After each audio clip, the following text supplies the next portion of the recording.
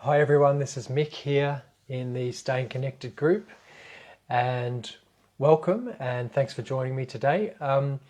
It's always good at the start here if I just ask if people can put in a comment or click a like or click a dislike or click a tears or click what are those things called, emojis. Click an emoji, just click something so that I know that you can actually hear me, see me, and that this is actually working. That would be really good. It's this weird thing with Facebook Live that you can't actually tell who's there. You know, like if you get on a Zoom call with someone, you can generally tell if they're on the other end. With Facebook Live, I've got no idea. Looks like actually one person's popped up. Looks like someone's watching. So welcome. So what I wanted to talk to you about today was actually being able to prove to ourselves that the spiritual world is real and how we can actually go about that. And the reason I want to do that is because one of the biggest obstacles to really developing our relationship with our loved one who's died, or developing our relationship with the spiritual world in general, is that our belief isn't strong enough, or our faith that the spiritual world really exists isn't strong enough. And so we continually fall into doubt. We continually question ourselves. We continually question the existence of anything spiritual at all. And, you know, on one hand, that's completely normal and natural. And, you know, we live in the material world. We're mostly beings that are focused on the material world around us. We're focused on the physical body. We're focused on, you know, keeping it fed and watered and keeping it healthy, and you know, interacting with other human beings who also have physical bodies, interacting with matter, with food, animals, plants. You know, we're in the material world. And so it's completely natural and normal that we would have a lot of focus on that. But the fact of the matter is we can't even really fully understand the material world and material life and life on earth if we don't have the spiritual there, a spiritual understanding of it at the same time. So that's what I wanted to talk about today, is, you know, how to really prove to ourselves that the spiritual world is real, that it exists, that it's in the here and now as well. It's not some far off distant galaxy, because, you know, it doesn't exist in space at all. You could even say it doesn't exist in space or time. It's outside of space or time. But you can't even really use the word outside, because you know, how can you be outside? Because outside infers that there's space. So we get into really tricky area here, but I'll try not to get too philosophical, but I also want to show that there are ways using thought, using the philosophy of thought, to prove to ourselves that the spiritual world exists. And really we want to do that so that we can, not doubt so much. Not, you know, I mean, we all doubt at times, of course, but, you know, some people have really, really strong spiritual experiences, and then, you know, the next day think, oh, you know, was it real? I don't know. So what we want to do is really develop our belief to become stronger and stronger. So I'm going to talk about 3 different ways to do that today. I think it's always good to put things in threes. It's easier to remember. A couple of people saying hello there. Hi, Michelle. Welcome. Thanks for saying hi and letting me know that you're there. And Leslie as well. Welcome. I can't always see all the comments, so if I don't mention you, please forgive me. And, welcome along. So the first, there's 3 things I'm going to talk about, 3 ways we can start to strengthen this belief that the spiritual world is real, that it exists, that we're a part of it, that our loved ones that have died are a part of it, and that connects us. And the 3 areas I'm going to cover is looking at the sort of philosophical way to look at it, and I'll try not to make it too complicated, but then also talking about actually taking up a practice, like a spiritual practice of some kind, and then also reading spiritual literature and making that a rhythmical, regular thing that we do, because it's actually that rhythm and that regularity that can really strengthen our belief in a big way. Okay, so I'm going to start with the philosophical approach. Now, when we think of things that are material, so I'm going to compare this with the material worldview. So lots of people have this materialistic worldview, or the Darwinist worldview, or the scientific worldview, you might call it. So not science itself, but the scientific worldview, where they actually think that matter is all there is. So they believe that we are just purely material beings, that the earth is just material, and if you can't weigh it, if you can't touch it, if you can't see it, etc., then it doesn't really exist. Some people in the science world go a little bit further, and they say, well, matter exists, but also some energy exists. And what they mean by that is things like electricity, because obviously we can't see electricity. Magnetism, for example, you can't actually see magnetism, you can only see the effects of it. And so some in the scientific worldview go a little bit further and say, okay, there are some things that aren't necessarily, you can't touch them, see them, feel them, etc., but they're still real. But ultimately what most of them say is that matter and the forces associated with matter are all that exist. And it's actually quite simple to challenge that, and quite easy to prove that that's really not true. And basically by looking at a few separate things you can see that. So one is the images, for example, images in our mind. So right now you're able to form thoughts, you're able to possibly even picture things in your mind, although some people struggle with that.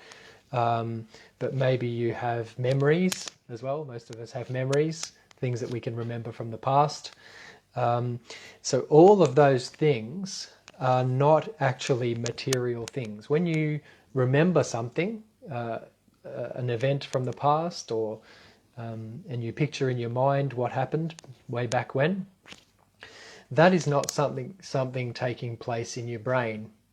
No scientist, no researcher has ever been able to find a memory in somebody's brain. It's never happened. They've never found it. I don't think they ever will. And that's because those images that we create with our mind don't exist in the material world. They're not matter. They're not material things.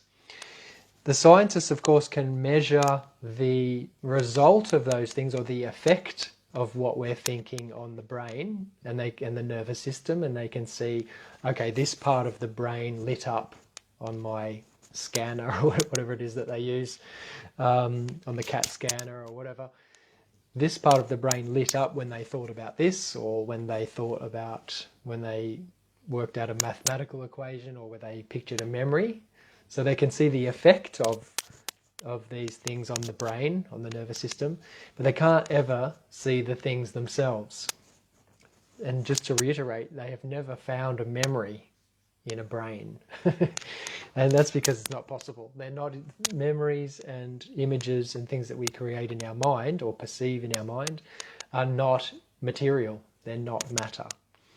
So that's just one example. There are others we can think of. For example, numbers. When you picture the number 1 million, that's not something that exists out there in the world. Yeah, I mean, there could be a million of something, but the concept, the number 1 million, is not something you're now seeing in the world. Oh yeah, there's 1 million of something over there. I mean, if there was a million of something, like, I don't know, bugs outside your window, you wouldn't actually be able to, see a million at once anyway. So the concept of numbers isn't a material thing either. You can't open up somebody's, brain and find numbers in there. It's not going to happen. So yeah, that's another reason to just begin to move beyond this concept that matter is all there is, by just realizing that there are things that we deal with every single day, like memories, like numbers. Another one is logic. I'll come to that in a second. But there's all these things we deal with in our minds every single day that are not material. And what if they're not material, what are they?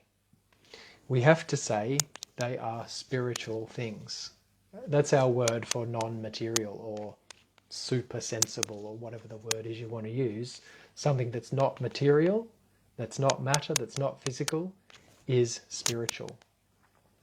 So yeah, another thing that's not physical, that's not material, is logic itself. So when we think through logical thoughts, you know, something simple like if I put my hand on the fire, it's going to get burned. We see that's a logical conclusion because we've done it before and we've been burned. That thought process, logic itself, is not material. Another thing that's not material or physical is our identity. You know, they have this thing in philosophy called identity over time. So what they mean by that is, me 2 years ago, or let's think of you yourself 2 years ago, are you the same person that you are today? Were you the same person that you are today, or are you the same person that you were 2 years ago? Now, of course, things have changed. You've developed, you've grown, you're not, in some ways, you're not the same person, but your identity, as in you know, I can see Wendy saying hello. Hi, Wendy. You know, Wendy, are you the same person that you were 2 years ago? And what I mean by that, with the same memories, with the same concepts, with the same physical body, etc. Are you the same person? Do objects have identity over time? You know, this, I don't know, this pen here, was this pen the same pen 2 minutes ago before I picked it up, or is it not the same pen? Now, all these things, I'm sort of going more into the philosophy, but are these things, is identity over time a physical thing? And we really have to come to the conclusion that it's not. You know, Wendy can't prove right now that she's the same person she was 2 years ago. Is it the same Wendy? You can only prove it yourself by using memory, for example. And we've already, you know, discovered that memory is not a physical thing. Okay, now that's enough of the sort of the first point I wanted to cover, which is the philosophical approach. But I think it's really clear, the more you think about it, the more you realize that there are all these things each day we deal with in our minds that are not material or physical. And so we have to go, well, what are they? If they're not material and physical, if I can't measure them, weigh them, or measure them with a machine or whatever, they have to be spiritual things. So Ingrid's just said hello. Hi Ingrid, and Michelle as well. Welcome. So that's the first thing to look at, is how can we just realize that matter and physical things aren't everything, and there must be something else. That's the first step. So the second one that I recommend to people is reading spiritual literature. So and actually doing this on a regular basis. So making it a rhythmical thing that we do, whether it's daily or weekly, that we actually look at some spiritual literature, and that could be one verse or one prayer or one meditation text or something, anything really, that we regularly come back to. Now, this is another way to prove to ourselves the existence of the spiritual world. And what happens is, if you work with one particular prayer or verse or meditation over and over and over again, it starts to actually become a reality for you. That verse that you're working with, or that prayer, or whatever it is, it starts to live in you, and it starts to actually work on you, as if it's almost like something else is working on you. You know, I really think it has to be something of high quality. It can't be just anything, any old thing. And I think some of the tried and true spiritual literature that we have from the last few millennia, things like the things in the New Testament maybe, or Buddha's sutras, or something from the Bhagavad Gita. You know, if you ever read the introduction to the Bhagavad Gita, it's the most beautiful thing. whatever suits, whatever's in your tradition that makes sense to you. And just working with that again and again in a rhythmical way. So, daily at the same time, or, a few times a week at the same time, and just setting up that rhythm. And that will gradually allow you to actually really feel deep into your bones almost that you are much more than just a physical being. You are something, you are physical as well, but that you are much more than that. You are something that is not physical. You are something that therefore is spiritual. And that part of you, I would even say it's not just a part of you, it's more like who you really are. The more you practice reading a spiritual prayer or whatever it is regularly, the more that sort of lifts you up in a sense, or makes you just become more and more certain that you are a spiritual being. And then that leads to the next step of really actually recognizing that loved ones who have died and the spiritual world itself and the beings therein are a part of our world and a part of us, and are not gone off into some far distant universe, but that the spiritual world that we live in is the same one that they live in. This spiritual world that's not bound to the brain and not bound to the physical world and not bound to matter, that is the same spiritual world that our loved ones exist in. And of course, I could go much, much deeper into that, but that gets very, very complicated, and I do much more of that in my program. But that's just to give you a taste of it. Now, that's the first two things that I suggest for proving to ourselves and getting rid of the doubt about the spiritual world, is thinking about all these things that we do with our minds every day that are not physical, that are not material. So we talked about memories of the past, for example, numbers themselves, identity over time, logic itself. And then the second point I spoke about was reading spiritual literature in some sort of rhythmic way is really, really great way to do it.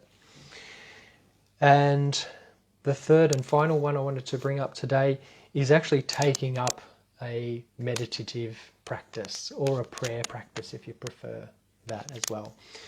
And that in a similar way to reading spiritual texts and sort of filling our minds and our souls and our spirits with spiritual ideas, actually doing a prayer or doing a meditation practice each day, and usually at the same time is really good, is one of the most powerful ways to do all of this as well.